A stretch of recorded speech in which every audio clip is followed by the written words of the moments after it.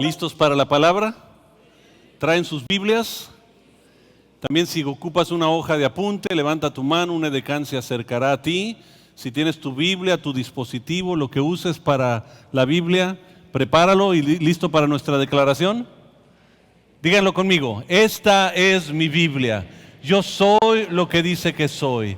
Tengo lo que dice que tengo. Puedo hacer lo que dice que puedo hacer. Estoy por recibir la palabra infalible, incorruptible de Dios. Ella me cambiará y nunca más seré igual. En el nombre de Jesús, amén. Ahora sí, voltéate con la persona a tu lado, dile, ¿estoy listo? Prepárate tú, porque este es para ti. Así dile. Estamos en la serie La historia de dos reyes. He subtitulado esta enseñanza, ¿cómo llegué aquí?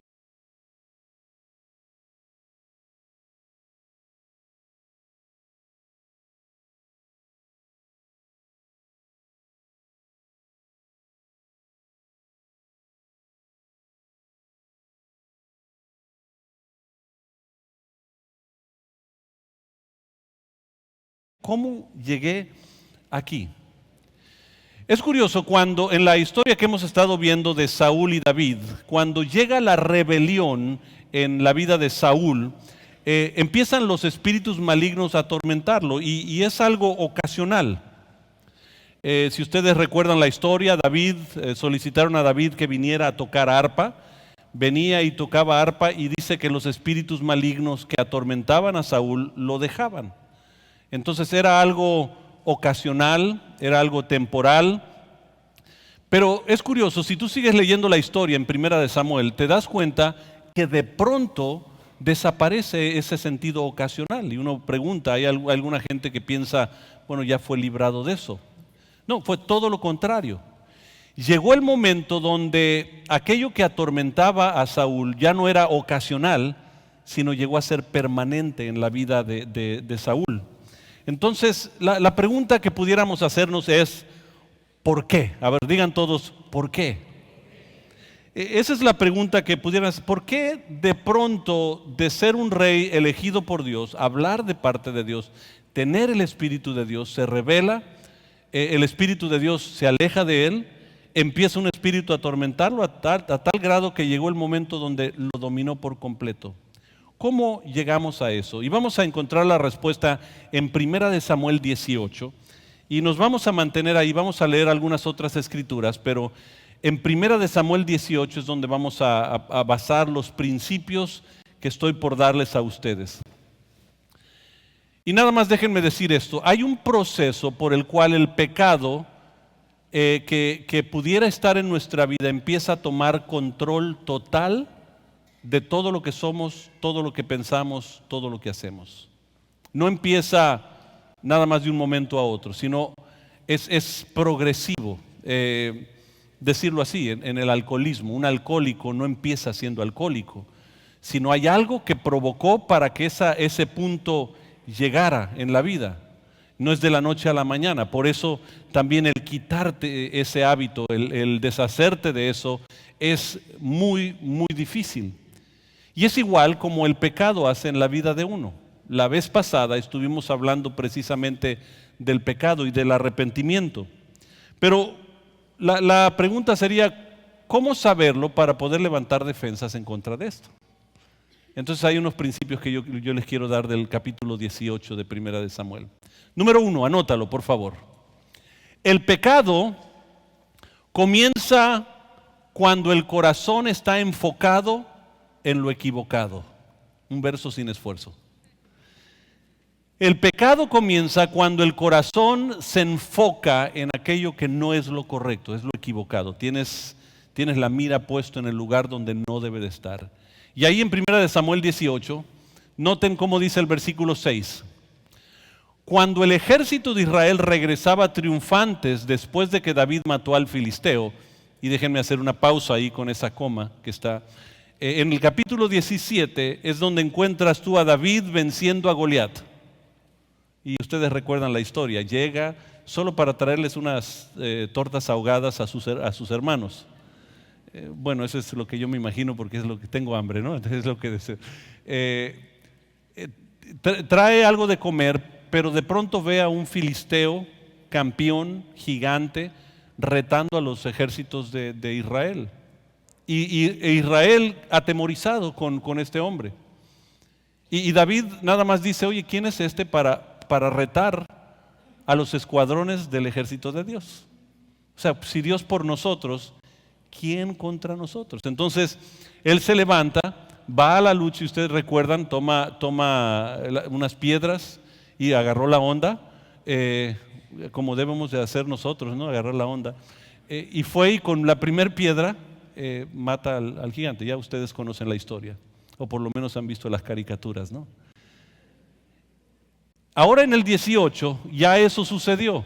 Salieron corriendo tras los filisteos y ahora regresan campeones, triunfantes después de que David mató al filisteo. Mujeres de todas las ciudades de Israel salieron para recibir al rey Saúl. Hasta ahí vamos bien. Y empieza, cantaron y danzaron de alegría con panderetas y címbalos. Este era su canto. Saúl mató a sus 1000 y David a sus 10,000. Y tú dices de pronto, oye, qué bonito canto. ¿Qué tiene ese canto, no? La primera observación que le quiero dar, el pecado empieza a tomar cuando estamos a entrar al corazón del hombre, cuando estamos mal enfocados. En este pasaje, ellos están cantándole y dándole el triunfo al hombre cuando fue Dios que dio la victoria. David no dijo, yo voy en la fuerza mía y en la capacidad mía de poder destruir al gigante. Él iba de parte de Dios, pero todo el pueblo ya estaba tan alejado de Dios que de pronto dice, oye, Saúl mató a 1000, pero David a 10,000. Pues no mató a 10,000, mató a uno y los demás salieron corriendo. Eso es todo lo que pasó. Pero el cántico notamos que ya está mal enfocado. Ahora, nada más para que entendamos la diferencia en enfoque. Vámonos a Éxodo capítulo 15. En Éxodo capítulo 15, el pueblo de Israel había cruzado el Mar Rojo, ya había salido de Egipto, habían pasado 400 y tantos años en no esclavitud, no, viviendo, que se convirtió a través de los años en esclavitud. Ya cuando son librados de eso, pasan un tiempo, salen de aquel lugar de Egipto y cruzan el Mar Rojo para irse a pasar 40 años en el desierto. Entonces, cuando cruzaron el Mar Rojo, si ustedes recuerdan la historia, se abre el mar, Dios abre el mar y ellos cruzan por el mar. Y cuando el ejército de Egipto entra tras ellos para destruirlos, de pronto Dios cierra el mar y se ahogaron.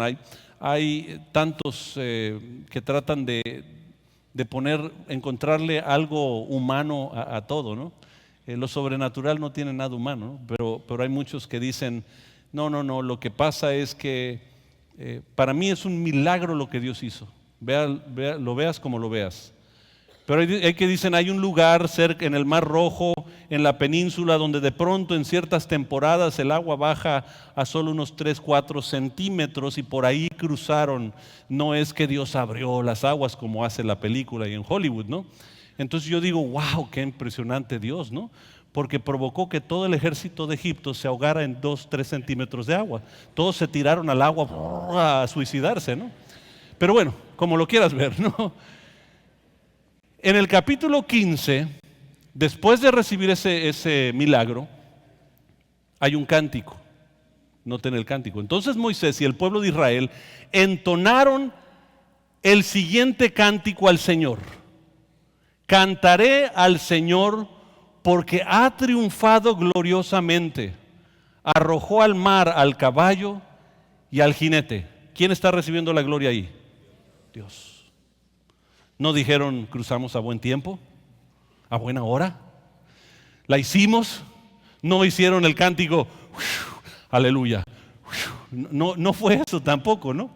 El cántico fue, nosotros tuvimos la victoria porque Dios triunfó gloriosamente. Qué distinto al otro cántico. Saúl mató a 1000, David a sus 10,000. Así que la gente empieza a compara a los hombres. Es muy natural en la vida donde se compara. Yo viví esa comparación. El hombre compara, oye, tú no eres igual que tu padre y que no sé cuál, oye, sí, autoridad. Y es fácil que el humano empiece a comparar a los hombres, porque se ha olvidado quién es el que da la unción y el poder y la dirección y la victoria. Y por eso el hombre compara. No hay otro motivo por el cual el hombre compara. Y esto siempre provoca problemas, siempre, no a veces. Padres, ustedes saben que cuando uno compara a un hijo con el otro, mira a tu hermano, él sí estudia y tú, burro. ¿Qué pasa? Resentimiento, celos entre ellos, empieza la competencia. ¿Por qué? Porque una persona, papá o mamá, empezaron a comparar. Empiezan los problemas. Pero aparte es poner tu confianza en los hombres. El poner tu confianza en los hombres evidentemente y eventualmente te vas a decepcionar. Porque no hay ninguno perfecto. Entonces ellos empiezan a cantar y déjenme, anoten esto por favor. Si te enfocas en la gente que Dios usa, has quitado tu vista de Dios. Si te enfocas en la gente que Dios usa, por eso de pronto se puede parar a alguien a predicar aquí o a enseñar y tú dices, ese no enseña nada y que no sé cuánto. El momento que te enfocas en la persona, has perdido el enfoque de Dios, y cuando pierdes el enfoque de Dios, eventualmente te provoca problemas. Y eso es lo que nosotros vamos a ver. Entonces, el pecado empieza en el corazón cuando están mal enfocados. Número 2, anótalo por favor. El pecado se ancla en ti cuando te molesta que otros reciban crédito que tú crees merecer.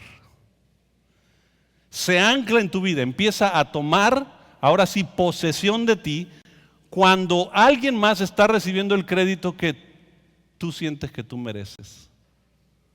Y hay muchas ocasiones donde tú has hecho el trabajo, pero le dan la gloria a otra persona. ¿No te ha tocado eso a veces en la misma empresa donde trabajas, no?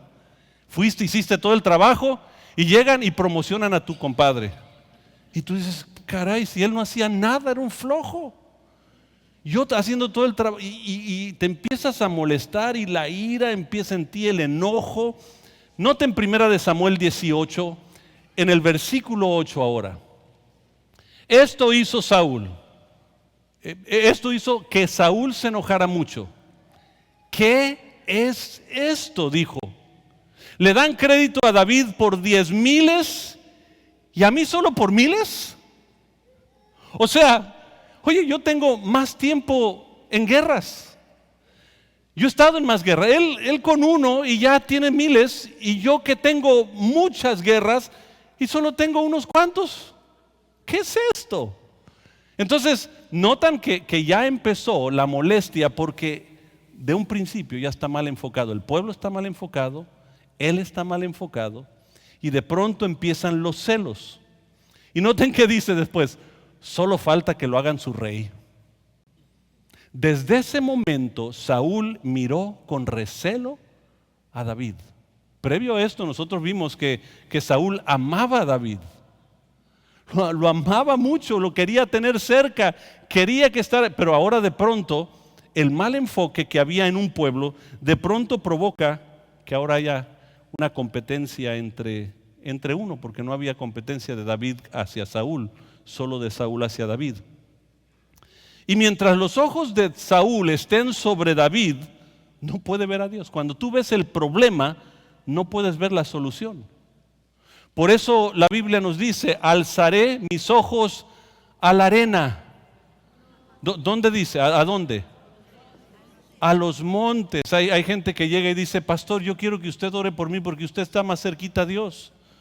Pues sí, solo porque estoy en la plataforma y tú estás más abajito. Pero piensan que la posición tiene mucho que ver, no tiene nada que ver. Alzaré mis ojos a los montes, ¿de dónde viene? ¿Por qué quiere que alces tus ojos a los montes? Porque mientras estás mirando los problemas, no puedes ver la solución que Dios te da. No puedes ver la solución en tu problema, en tu empresa, en tus finanzas, en tu familia. Saúl ganó muchas batallas. Llegó David y lo mejoró. ¡Qué bueno! ¿Qué mejor que uno de los tuyos pueda superar al maestro? Ese es el objetivo de los grandes maestros. No que el alumno sea más o menos bueno, sino que supere al maestro. Ese es el deseo de todos los padres. Pero Saúl, como ya estaba mal enfocado, ahora se empieza a anclar en él porque empieza a ver la competencia. Y siempre habrá gente mejor que tú. Siempre. No importa cuál talento tiene, qué habilidad tiene, siempre habrá alguien que lo puede hacer mejor que tú. Yo aprendí esto muy rápido en la música. Yo fui músico en mis tiempos de jóvenes, hace 5 o 6 años. Digo que no me acordaba de esto, ¿no? Cuando era joven, como músico, uno va a las tiendas de música y es curioso porque en las tiendas de música tú vas y todos están ahí haciendo competencia a ver quién toca mejor. Se sientan a la batería o al piano y empiezan a hacer todo lo que pueden para impresionar a todos los demás, ¿no?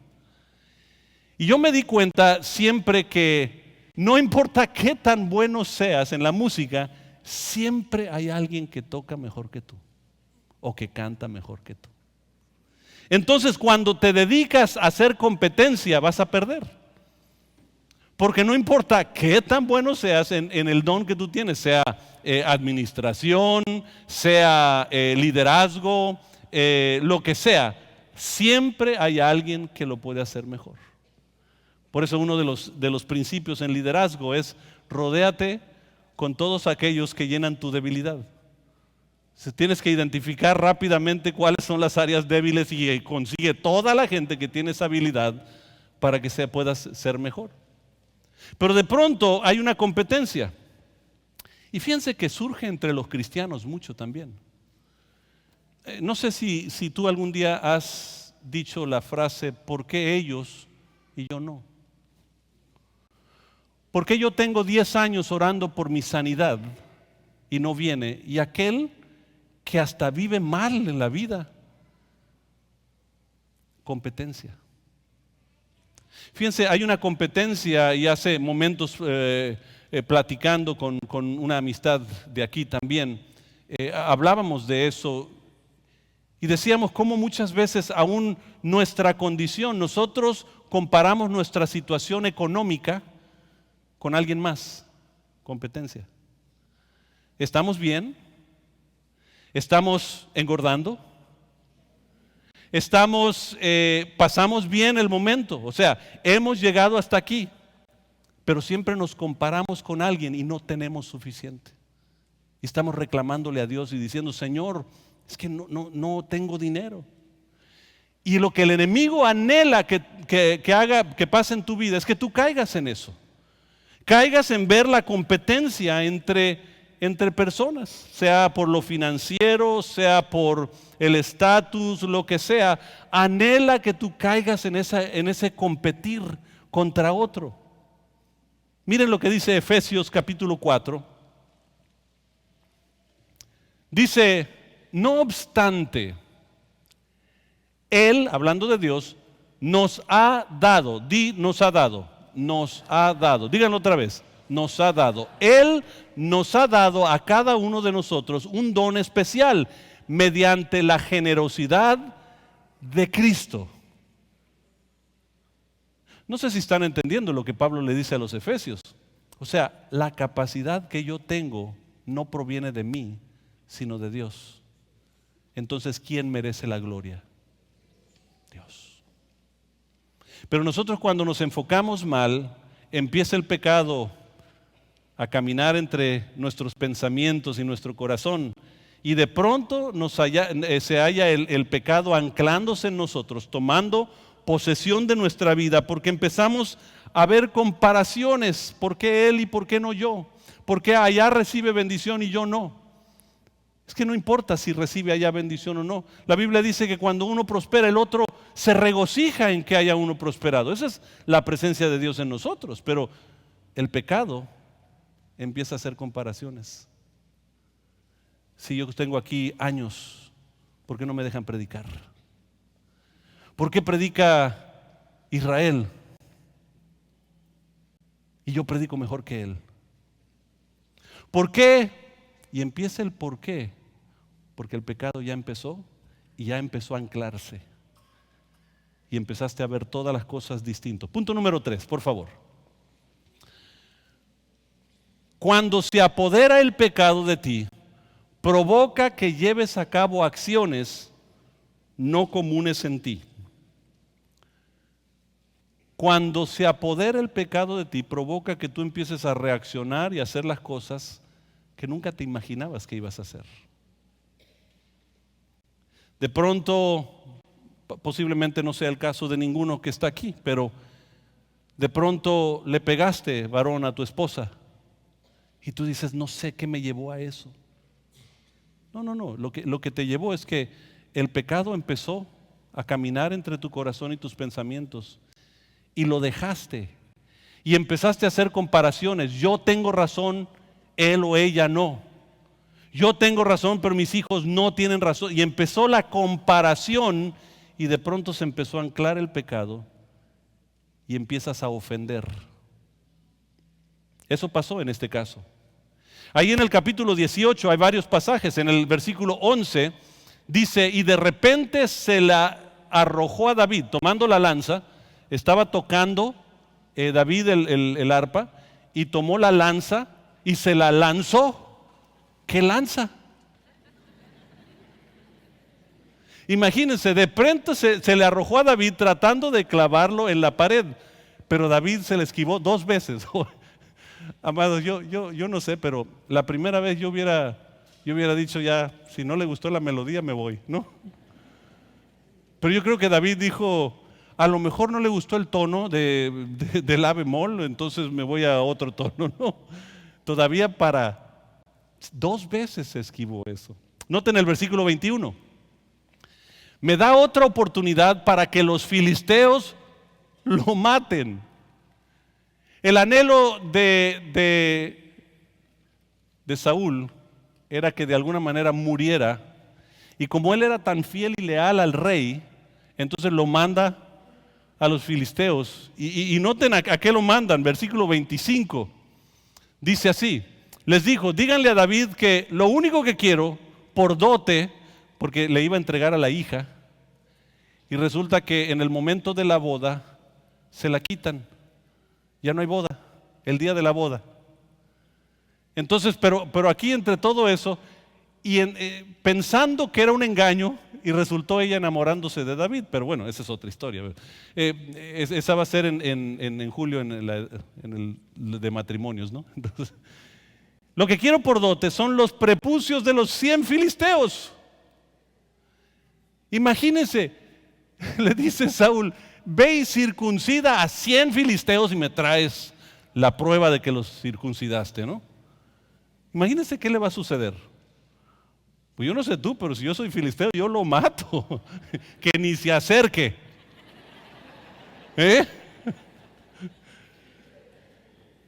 Vengarme de mis enemigos es todo lo que realmente quiero. Eso le dice, pero lo que Saúl tenía en mente era que mataran a David en la pelea.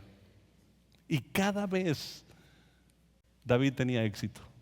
Le entrega a la hija para engañarlo y resulta que se enamora de él. Imagínense cómo se está poniendo Saúl. Versículo 29 dice, le tuvo aún más miedo y quedó como enemigo de David por el resto de su vida. Fíjense lo que puede hacer el pecado. Un hombre que decía que amaba a David y ahora de pronto se convierte en enemigo. Cuando se convierte en enemigo algo, es porque ya el pecado ha tomado dominio de ti. No existe otra manera. Cuando el pecado ha tomado dominio de ti, en los matrimonios, en las rupturas, en los divorcios, llega el momento donde unos que se amaban por la eternidad y que habían hecho un pacto y eso todo, y de pronto se hallan en un litigio de enemigos, uno contra del otro. Se hicieron enemigos. ¿Por qué? Porque el pecado tomó dominio de tu vida. No, es que no la conoces. No la conoces, ya empezó la comparación. Porque al final del día, recuerden estos, amados, el culpable de cualquier cosa cuando yo me pare ante Dios, voy a ser yo. Nadie más. Nadie más. Yo no podré decir, como dijo Adán, esta mujer que tú me diste. Y la mujer decir, esta serpiente me engañó, porque cada quien tendrá que enfrentar su vida ante Dios. Y de pronto, bueno, vamos a leer un pasaje, Romanos capítulo 1. Noten que te provoca hacer cosas que nunca habías hecho. Saúl amaba a David y de pronto le está tirando una lanza. De pronto está engañándolo, de pronto mandándolo a hacer cosas para asegurar que pueda morir, y cada vez venía con éxito. Pero Romanos capítulo 1 versículo 28 nos dice exactamente que eso pasa en nosotros. Dice, por pensar que era una tontería reconocer a Dios, por empezar a reconocer a los hombres, las capacidades, empezar a pensar que hemos llegado a donde estamos por fulano de tal, entonces dice, por no reconocer a Dios, Él los abandonó a sus tontos razonamientos y dejó que hicieran cosas que jamás deberían hacerse. Y ahí hay una lista de todo lo que empezaron a hacer. Habla de la rebelión, habla de los pleitos, de los celos, de todas esas cosas. ¿Por qué? Porque abandonaron reconocer a Dios. Por eso de pronto tú haces algo.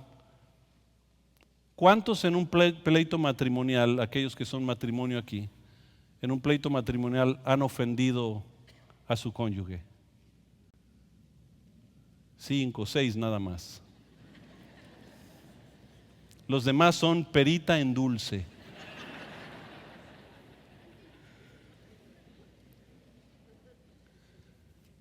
¿Por qué ofendemos a la persona que amamos? ¿Por qué de pronto decimos cosas y después lo pensamos y decimos, no debía de haber dicho eso? Se me chispoteó. ¿Sabes por qué lo dices? Porque en algún momento estabas mal enfocado, aún en tu relación, y el pecado empezó a entrar. Y de pronto empezaste a comparar, a ver quién tiene la culpa, a ver qué todo eso, y el pecado empezó a anclarse.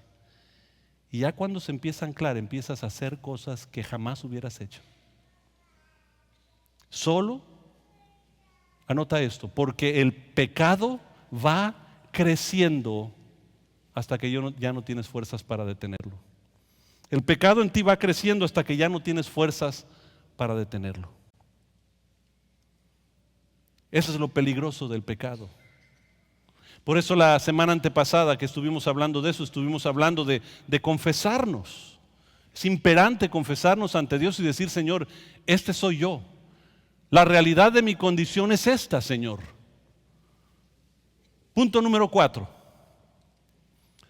El pecado tiene su raíz en la falta de temor a Dios. Y nada más déjenme explicarlo esto un poquito. Varones, surge más en los varones, aunque no hay excepción, o jóvenes que están aquí. Pero varones están viendo la tele con toda la familia dice, vamos a salir todos, y tú dices, yo me voy a quedar en casa para descansar, y se van todos y cambias el canal a una película que no deberías estar viendo. Y tú dices, bueno, es que si me ve mi esposa, se va a molestar. O si me ven mis hijos, ¿qué ejemplo les voy a dar? No sé si te das cuenta que se te olvidó que Dios está presente. Perdiste el temor de Dios. Y noten qué pasó con Saúl. Saúl dice la escritura en 1 Samuel 18, después Saúl tenía miedo ¿de qué? David, ¿de quién? ¿A quién le tenía miedo Saúl? A David, porque el Señor estaba con David, pero se había apartado de él. Fíjense, está más temeroso de David que del Dios que tenía posesión de David. Tenía más miedo a David, por eso lo persiguió. Piensa eso, varón o mujer, la próxima vez que vas a ofender a tu esposo o esposa. ¿Quién te entregó a tu esposa? ¿Quién te la dio? Dios. Ella está creada por Dios, es una hija de. El momento que tú lo ofendes, ¿a quién estás ofendiendo? A Dios. Pero hay un momento en nuestra vida donde se nos olvida a Dios por completo y le tenemos más temor al hombre que a Dios. ¿Por qué está la humanidad como está? Porque ya no tenemos temor de Dios. La humanidad ha perdido totalmente el temor de Dios. Y lo que hemos aprendido a través del tiempo, yo he aprendido en mi propia vida, no puedes pelear contra Dios y ganar. Saúl convirtió a David en su enemigo el resto de sus días sin darse cuenta que había sido escogido por Dios, ungido por Dios, la presencia de Dios estaba sobre él, por lo tanto estaba peleando contra Dios. Y es imposible ganar una guerra que peleas contra Dios. Por eso, anota esto: el mejor tiempo para tratar con el pecado es hoy. Por eso la Biblia dice que eventualmente tu pecado te alcanzará. Podrás pensar que lo escondes, pero tarde o temprano te alcanzará. Por eso también le dice a las parejas que tu enojo, que el sol no se ponga sobre tu enojo. O sea, trátalo ya. Dios lo dice, ¿por qué? Porque no quiere que pasen 2 o 3 días. No, porque sabe que si dejas que pase el tiempo en no confrontar tu situación, el pecado va a empezar a anclarse en ti. Y para poder deshacerte de eso va a ser más difícil. Porque el problema y el pecado en ti no es el comportamiento compulsivo que puedas tener. No es el enojo que tengas. El pecado que está en ti es el no someterte a la voluntad de Dios. Dios dice que a mi enemigo yo lo debo de ayudar. Le debo de dar la mano. Si me pide algo, debo de darle extra. Si Dios dice todo eso y yo hago lo contrario, yo estoy no en contra de la persona, estoy en contra de Dios. He ahí el meollo del asunto. Pero no hemos querido escuchar a Dios. Fíjense cómo dice Proverbios 16:6. Anota ese pasaje. Con amor inagotable y fidelidad se perdona el pecado. Ese es Dios. Amor inagotable y fidelidad. Entonces Dios perdona los pecados. Pero noten el consejo que da. Con el temor del Señor el mal se evita. Por eso es difícil para mí entender cómo hay personas que son profundamente religiosas, van a la iglesia o a la misa o al templo o a donde tú acostumbres ir. De pronto vas a ese lugar y sales y vives como cualquier otro. Temes a los líderes religiosos, temes a los sistemas religiosos, pero has dejado de temer a Dios. Y por eso el mundo está como está. Tenemos el mundo lleno de gente religiosa porque le temen, a lo mejor prefieren no ver a algún pastor, algún sacerdote, algún rabino, porque pues no quieren tener que responder, pero no saben que tienen que responder al mayor de todos esos. Job capítulo 1, versículo 8. Dice: entonces el Señor preguntó a Satanás: ¿te has fijado en mi siervo Job? Él es el mejor hombre en toda la tierra. Es un hombre intachable y de absoluta integridad, tiene temor de Dios y se mantiene apartado del mal. Fíjense lo que lo ayuda a apartarse del mal, el temor del Señor. El pecado que hay en mí se destruye cuando hay arrepentimiento. Cuando yo llego ante Dios y digo, Señor, la verdad la he regado, perdóname. Ese es el momento que las cosas empiezan a cambiar. Pero hasta entonces todo va a ser competencia, va a ser justificación, va a ser todo menos confrontar tu vida con Dios. Y es el problema de la humanidad desde Génesis 3. Adán, ¿dónde estás? ¿Quién te dijo? Pues es que la mujer que tú me diste. Eva, ¿qué onda contigo? Pues la serpiente, ¿para qué la pones aquí? Y nadie quiso decir, soy culpable. Soy culpable. No se logra el éxito siendo como Saúl. Ahora, aquí va el enigma raro de esto. Hay un enigma raro en esta historia. Vemos que Dios está con David. Lo vemos en el versículo 12, el 14, el 28. En cada uno de esos vemos que Dios está con David. Había presencia de Dios. Luego también vemos que Dios le da éxito a David. Dios le da éxito y lo ves en el versículo 5, en el 14, en el 15, en el 30.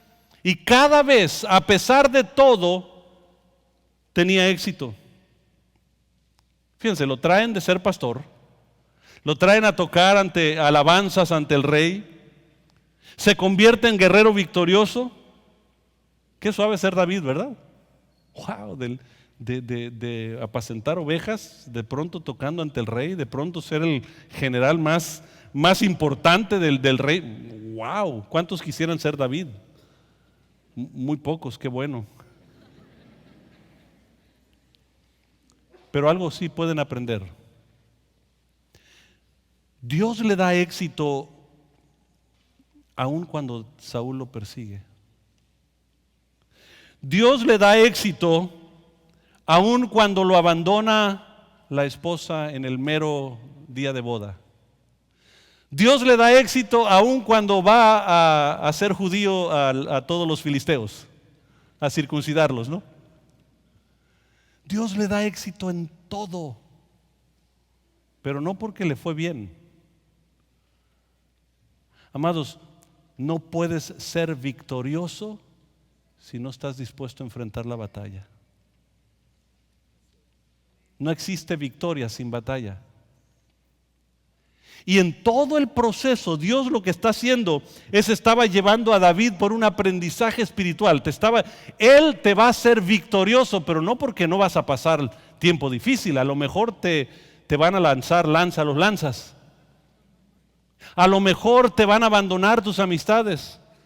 A lo mejor te van a pedir cosas imposibles lograr. Pero la realidad es que Dios te va a hacer victorioso porque su presencia está en ti y tu enfoque está en Él, y tú levantas tu cabeza al Señor y dices, mi socorro viene del Señor que hizo los cielos y la tierra. No hay otra. Anota esto, por favor, esto te va a ayudar. Las pruebas te preparan para el reino. Las pruebas te preparan para el reino. Dios estaba preparando a David cuando le estaban tirando esas lanzas. Dios estaba preparando a David en el reino cuando lo estaban abandonando. Dios estaba preparando a David cuando tenía que enfrentar cosas absurdas. Petición de Saúl. Dios estaba preparando a David para ser un gran rey, para ser un hombre conforme al corazón de Dios. Entonces no te pongas a comparar cómo están las cosas a comparación de otro. No te pongas a comparar nada. Vive el momento que Dios te está dando y déjate guiar por Él. No te enfoques en las cosas equivocadas. Que no haya comparación. entiende que Dios tiene un propósito y un plan en tu vida. Y ese plan es grande, más grande de lo que tú te puedes imaginar. Por eso, padres, vayan al cuarto de sus hijos en la noche, cuando ellos se duerman, y digan: Señor, yo declaro que tu voluntad se cumplirá en la vida de mi hijo. Bendícelo. Ustedes saben que criar adolescentes hoy en día es casi imposible. Más fácil, bueno, no voy a hacer ninguna comparación, ¿no? Ya estoy empezando las comparaciones, ¿no? ¡Wow! ¿Qué me pasó? Es difícil criar adolescentes hoy en día. Solo si estás viendo a los hombres y has dejado de ver a Dios. Pero si pones tus ojos en Dios, tú verás que Dios se va a encargar de todo lo demás. Con tu voz bendice, con tu voz da a conocer su voluntad para la vida de ellos, para tus hijos.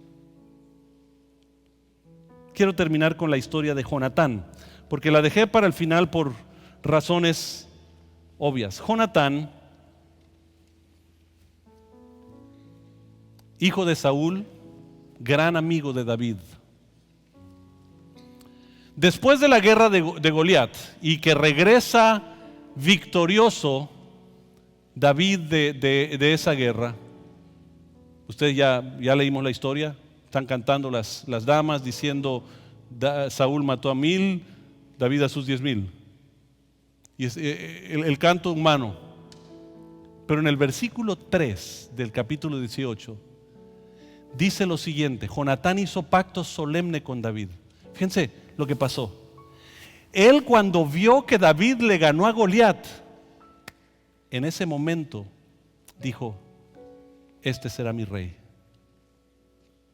No fue lo que dijo Saúl. Saúl está diciendo: todo lo que le falta es que lo declaren rey. Pero Jonatán está viendo las cosas distinto, porque en aquel tiempo el rey automáticamente ponía a uno de sus hijos como el siguiente rey, le gustara a la gente o no. Así era el proceso.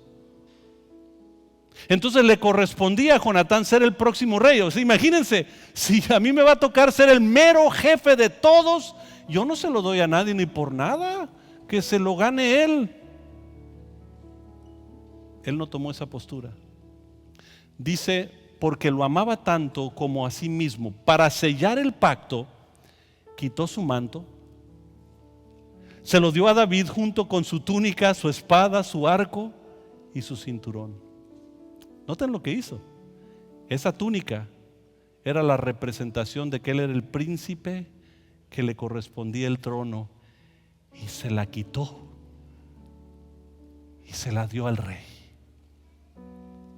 y se postró y dijo: ¿sabes qué? Yo ahora me someto. Yo ya no sigo siendo el rey. Yo no voy a hacer las cosas para mí, sino para que Dios sea glorificado en tu vida. Lo que tú tienes que hacer, varón, esposa, hijos, es que nosotros tenemos que un día quitarnos esa túnica y ponérsela al que le corresponde ser el Rey de Reyes y Señor de Señores en nuestra vida. Y nuestra manera de defendernos, las cosas que nos ciñen, aquello que nos defiende, entregárselo a Él y decir: mi dependencia está totalmente en ti, Señor. Cuando tú hagas eso, tu matrimonio brillará, tu familia brillará, el mundo brillará, porque el mundo va a cambiar no cuando cambien los gobernantes, sino cuando cambie yo. Señor Jesús, te damos gracias por tu palabra. Gracias por lo que nos enseñas. Ayúdanos, Señor, a poder vivir la vida que tú anhelas que nosotros vivamos. No a nuestra manera, no a nuestra cultura, a nuestra religión, a nuestra liturgia, sino vivir enamorados de ti, Señor, Si pudiésemos vivir bajo tus principios, todo sería distinto. Pero seguimos mal enfocados a veces, Señor. Y por ello el pecado se ha anclado en nuestra vida y nos ha hecho hacer cosas que jamás haríamos.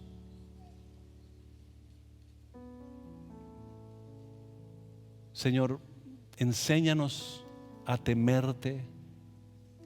Y si nosotros tenemos el temor de ti o por ti, nosotros te serviremos a ti y recibiremos de ti la victoria absoluta en todo.